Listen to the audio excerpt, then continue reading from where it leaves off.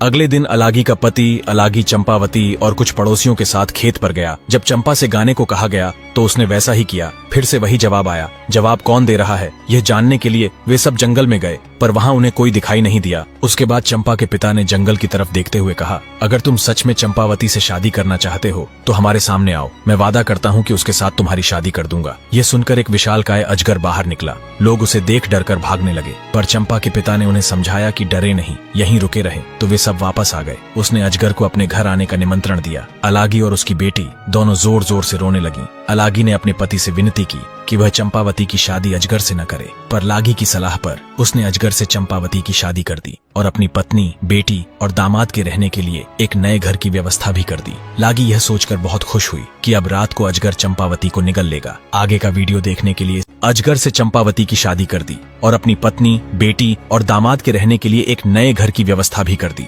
लागी यह सोचकर बहुत खुश हुई कि अब रात को अजगर चंपावती को निगल लेगा। अजगर को चंपावती के साथ एक ही कमरे में रखा गया, यह सोचकर कि अब वह उसे निगल लेगा। चंपावती ईश्वर से प्रार्थना करने लगी। अगली सुबह उसकी माँ घबराई हुई। जब चंपावती के कमरे में गई तो देखा कि उसकी बेटी तो सोने के आभूषणों से सजी हुई है, पर अजगर उसे कहीं दिखाई नहीं दिया। जब माँ ने बेटी को जगाया तो स्वयं को सोने के आभूषणों से सजी देख उसकी खुशी का ठिकाना न रहा। यह सोचकर कि अब तक तो अजगर चंपा को निगल गया होगा। जब पिता अपनी बड़ी पत्नी के साथ वहां आया तो उसे सोने के आभूषणों से चमचमाते देख हैरान रह गया। यह देखकर लालची लागी को बहुत ईर्ष्या हुई और उसने अपने पति से जिद की कि वह उसकी बेटी के लिए भी अजगर को लेकर आए। तब वह बहुत सारे आदमियों को लेकर घने जंगल में अजगर को ढूंढने निकल गया। उन्हें एक अजगर मिला तो वह उसे घर ले आया। लागी ने भी अपनी बेटी की शादी उससे कर दी। चंपावती की तरह उसकी बेटी को भी अजगर के साथ सोने के लिए भेज दिया गया।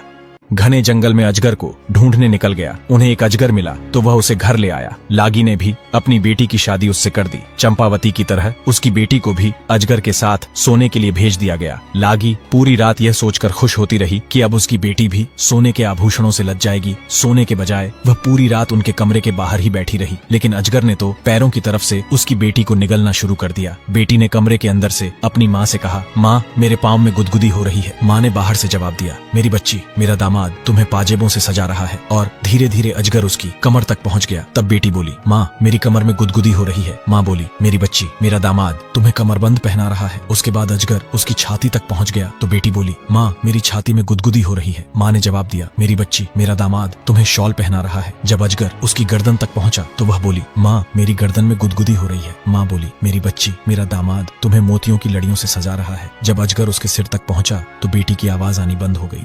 माँ बोली, मेरी बच्ची, मेरा दामाद तुम्हें मोतियों की लड़ियों से सजा रहा है। जब अजगर उसके सिर तक पहुंचा तो बेटी की आवाज आनी बंद हो गई। माँ ने सोचा कि आभूषण पाकर मेरी बेटी खुश हो गई है और सो गई है। यह सोचकर वह भी खुशी खुशी सोने चली गई। सुबह वह दौड़ी दौड़ी अपनी बेटी के पास आई, पर उसे वह कहीं दिखाई नहीं दी। अजगर बड़े आराम से वहां लेटा आराम कर रहा था। अलगी की बेटी को निगलने के बाद उसका पेट फूला हुआ था। ये देख उसे एहसास हुआ कि क्या हुआ है और वह दहाड़े मारकर रोने लगी। उसके रोने की आवाज सुन पति दौड़ा दौड़ा आया और पूछा कि क्या हुआ। जब उसे सच का पता चला तो वह सिर पकड़कर वहीं जमीन पर बैठ गया। अलागी और चंपावती भी रो रही थी। सारे गांव वालों ने पति पत्नी का बहुत मजाक उड़ाया और उनके लालच पर उन्हें धिक्कारा। सब लोगों ने मिलकर बेटी के शव को अजगर के पेट से बाहर निकाला और उसका दाह संस्कार कर दिया। उसके बाद तो लागी और उसके पति को अलागी और चंपावती से इतनी नफरत हो गई कि वे दोनों उनसे पीछा छुड़ाने का तरीका सोचने लगे। आगे का वीडियो देखने के लिए इस बटन को दबाएं और चैनल को सब्सक्राइब कर कमेंट जरूर करें। अलागी और उसके पति को चंपावती से इतनी नफरत हो गई कि वे दोनों उनसे पीछा छुड़ाने का तरीका सोचने लगे। एक दिन वे अपने हथियारों के साथ उन्हें जबरन घसीटते हुए जंगल में ले गए। उन्हें बेहोश कर वे उन्हें मारने ही वाले थे कि तभी अचानक एक अजगर वहां आया और उसने उन दोनों दुष्टों को निगल लिया। अजगर ने बेहोश माँ और बेटी को उठाया और जंगल में ले गया।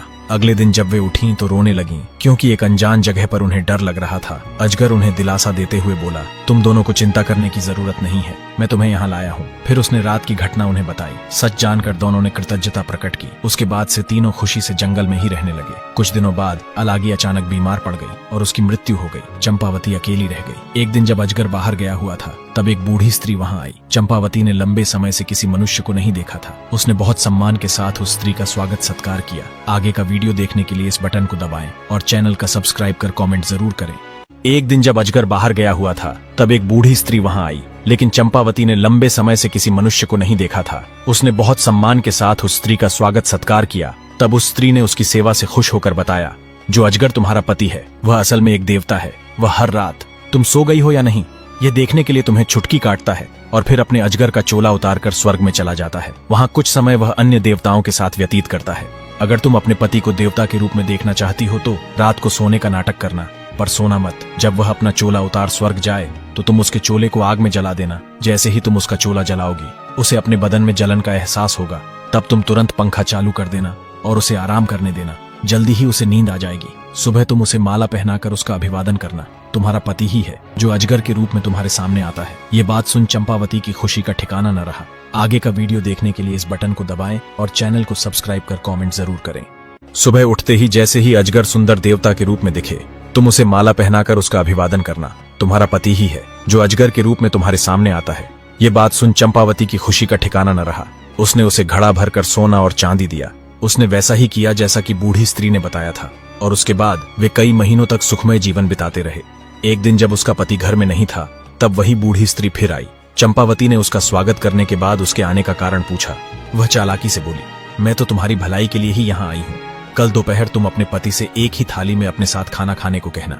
जब तुम दोनों एक साथ खाना खाओगे तो वह तुम्हारे आकर्षण में इतना बंध जाएगा कि फिर कभी एक भी पल के लिए तुमसे अलग नहीं होगा। जब तुम खाना खा लो तो उससे कहना कि तुमने उसके मुंह के अंदर बहुत सारे गांवों को देखा है। तब तुम उससे पूरा मुंह खोलने के लिए कहना, ताकि पूरी दुनिया को तुम देख सको। वह तुमसे नाराज होगा और कहेगा कि तुम उसे या पूरी दुनिया में से किसी एक को चुन लो। आगे का वीडियो देखने के लिए इस बटन को दबाएं और चैनल को सब्सक्राइब कर कमेंट जरूर करें।